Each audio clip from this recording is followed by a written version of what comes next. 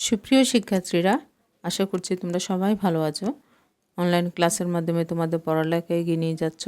আমি প্রতিমা দাস, সহকারী শিক্ষক, সালেজা সিটি কর্পোরেশন উচ্চ বিদ্যালয়, জামালখালী, চট্টগ্রাম। সবাইকে অনলাইন ক্লাসে স্বাগতম। আজ আমি তোমাদের পড়াবো, আজকে আমাদের পাঠের বিষয় নবম ও দশম শ্রেণীর বাংলাদেশের ইতিহাস ও বিশ্ব সভ্যতা। শ্রেণী নবম, অষ্টম অধ্যায়। এই পাঠ শেষে আমরা জানব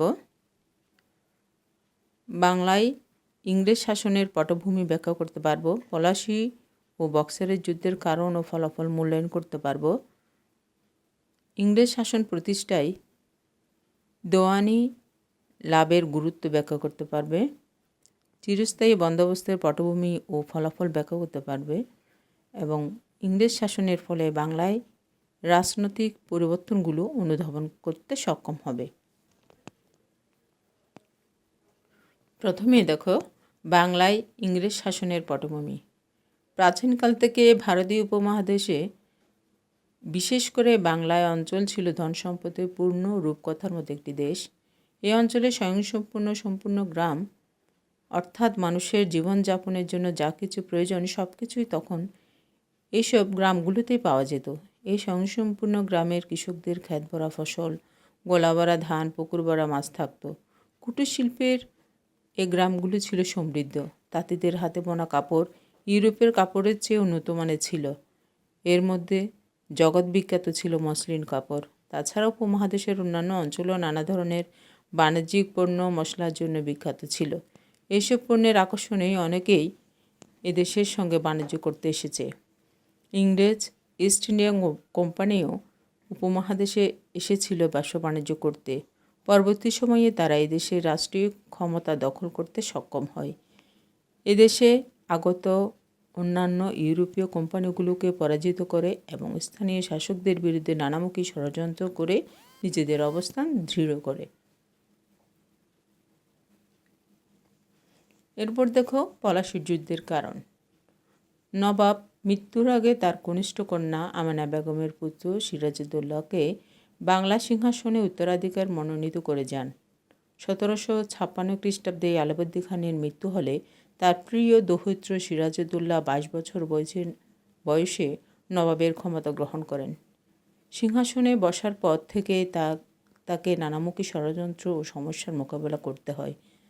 তার প্রথম সমস্যা ছিল তার পরিবারের ঘনিষ্ঠজনদের ষড়যন্ত্র। বিশেষ করে আলাউদ্দিন খানের 3 কন্যার মধ্যে জ্যেষ্ঠ কন্যা ঘসেটি বেগম সিরাজের নবাব হওয়ার আশাহত হয়ে নবাবের বিরুদ্ধে ষড়যন্ত্রে লিপ্ত হন। এদের সঙ্গে যোগ দেন ঘসেটি বেগমের দেওয়ান রাজা রাজবল্লভ, পূর্ণিয়া শাসনকর্তা সিরাজের খালাতো ভাই শওকত জঙ্গ এবং অন্যান্যরা।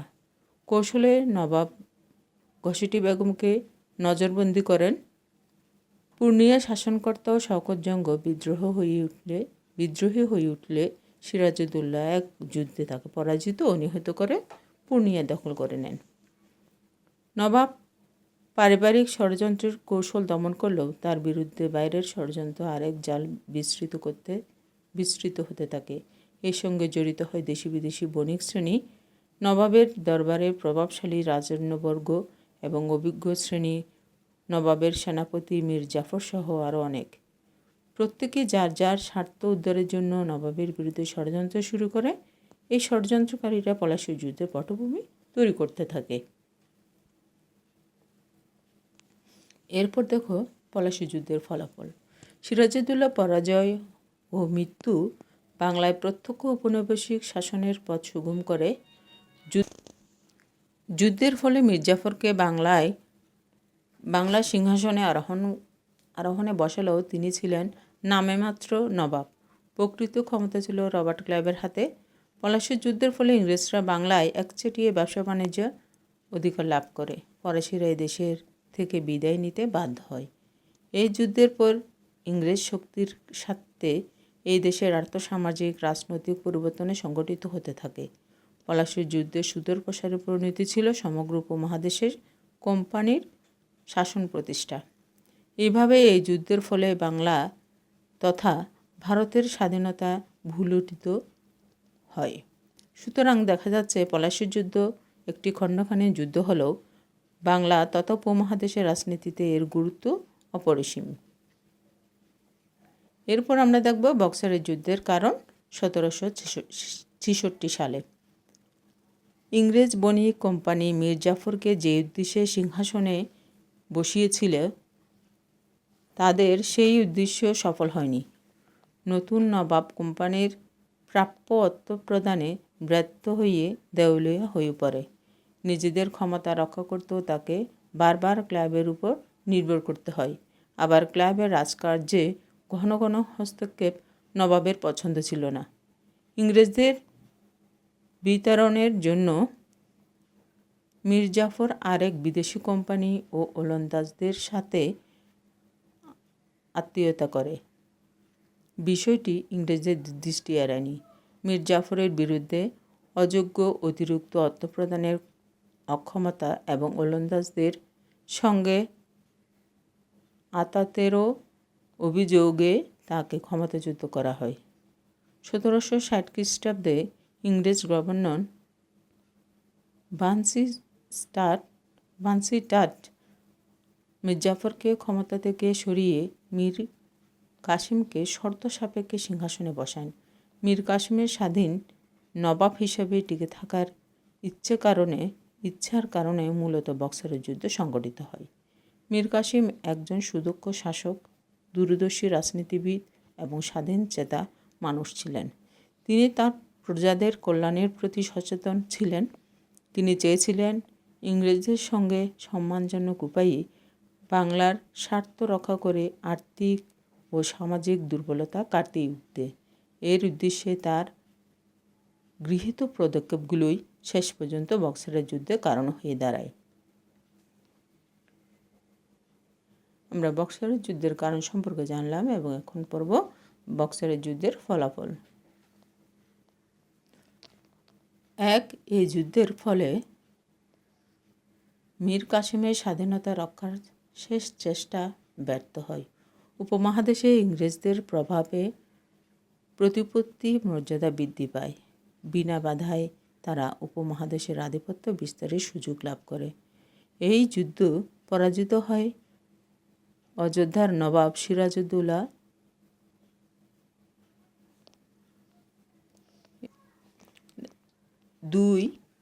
এই যুদ্ধে পরাজিত হয়ে অযোধ্যার নবাব সিরাজউদ্দৌলা লোহিতাখণ্ডে পালিয়ে যান।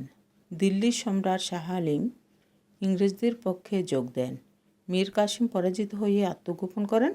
1977 খ্রিস্টাব্দে তার মৃত্যু হয়।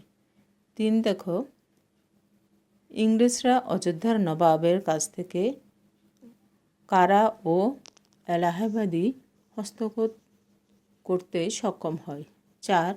এই যুদ্ধের ফলে শুধু বাংলার নবাবে পরাজিত হননি, তার মিত্র ভারত সম্রাট শাহ আলম, অযোধ্যার নবাব সিরাজউদ্দৌলাও পরাজিত হন। এই তিন শক্তি একসঙ্গে পরাজিত ইংরেজদের মর্যাদা ও শক্তি বৃদ্ধি পায়।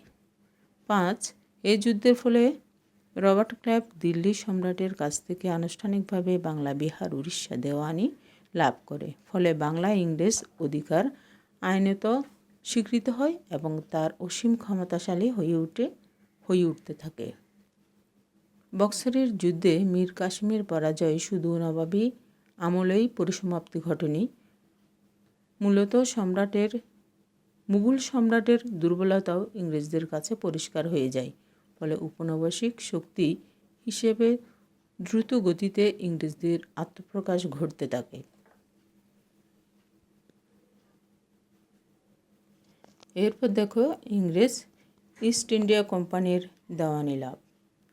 ইংরেজদের বিরুদ্ধে বক্সারের যুদ্ধে দিল্লির মুঘল সম্রাট মীর কাসিমকে সহায়তা করেন। এই যুদ্ধে পরাজয়ের ফলে ইংরেজদের কাছে মুঘল সম্রাটের দুর্বলতা পরিষ্কার হয়ে যায়। ফলে ঔপনিবেশিক শক্তি হিসেবে ইংরেজদের আত্মপ্রকাশ ঘটতে থাকে। ইংরেজ ইস্ট ইন্ডিয়া কোম্পানির মুঘল সম্রাটের কাছ থেকে বাংলার রাজস্ব আদায়ের দায়িত্ব অর্থাৎ দেওয়ানি লাভ করে। 1765 খ্রিস্টাব্দে দেওয়ানি লাভের ফলে শাসন ক্ষমতা সম্রাটের হাতে থাকলেও প্রকৃত ক্ষমতার অধিকারী হয় ইংরেজরাই।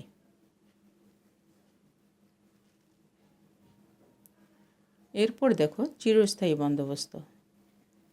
লর্ড কর্নওয়ালিস প্রবর্তিত 10 সালা বন্দোবস্ত পরবর্তীতে চিরস্থায়ী বন্দোবস্ত হিসাবে রূপ লাভ করে। এই ব্যবস্থায় জমিদারদের বছরের রাজস্ব নির্দিষ্ট করে জমি চিরস্থায়ী মেয়াদের জন্য বন্দোবস্ত দেয়া হয়। ফলে জমির উপরে জমিদারদের মালিকানা, ক্ষমতা ও আধিপত্য প্রতিষ্ঠিত হয়। তবে এই ব্যবস্থায় জমিদার ও সরকার উভয়ই লাভ ক্ষতির সম্মুখীন হয়েছিল। এরপর আমরা দেখব সূর্যাস্তায়ন।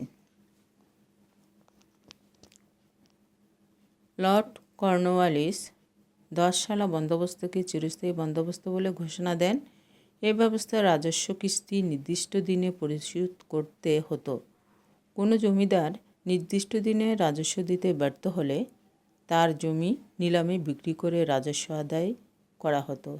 নির্দিষ্ট দিনে সূর্যাস্তের পূর্বে রাজস্ব পরিশোধের বিধান ছিল বলে এই আইন সূর্যাস্ত আইন নামে পরিচিত। এরপর আমরা দেখব 76-এর মন্বন্তর। 1176 বঙ্গাব্দ অর্থাৎ 1770 সালে বাংলায় এক ভয়াবহ দুর্ভিক্ষ ও মহামারী দেখা দেয়। এই দুর্ভিক্ষ 76-এর মন্বন্তর নামে পরিচিত। এই দুর্ভিক্ষে খাদ্যের অভাবে বাংলার মোট জনসংখ্যার 1/3 মৃত্যুর মুখে পতিত হয়। বাংলার এ ভয়াবহ দুর্ভিক্ষের ধ্বংসলীলা ছিল মূলত ইংরেজ কোম্পানির দেওয়ানি লাভ এবং দ্বৈত শাসনের পরিণাম।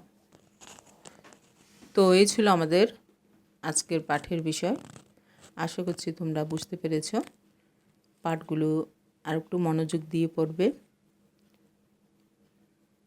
কারণ ইতিহাসের সন, তারিখ এগুলো মনে রাখা অতীব জরুরি এবং বিভিন্ন ঘটনা আমাদের জানা থাকলে যে কোনোভাবেই আমরা লিখতে পারবো এবং অ্যাসাইনমেন্টের সঠিক উত্তরগুলো আমরা দিতে পারবো। সর্বোচ্চ নাম্বার পাওয়ার জন্য এই ধরনের সন, তারিখ এবং বিভিন্ন ঘটনা, বিভিন্ন মনীষীদের নাম এগুলো মনে রাখা অত্যন্ত জরুরি। তো আজকের মতো পাঠ এখানে শেষ করছি। আবারও নতুন কোনো পাঠ নিয়ে তোমাদের সামনে আসবো। ততক্ষণে তোমরা ভালো থেকো। ধন্যবাদ।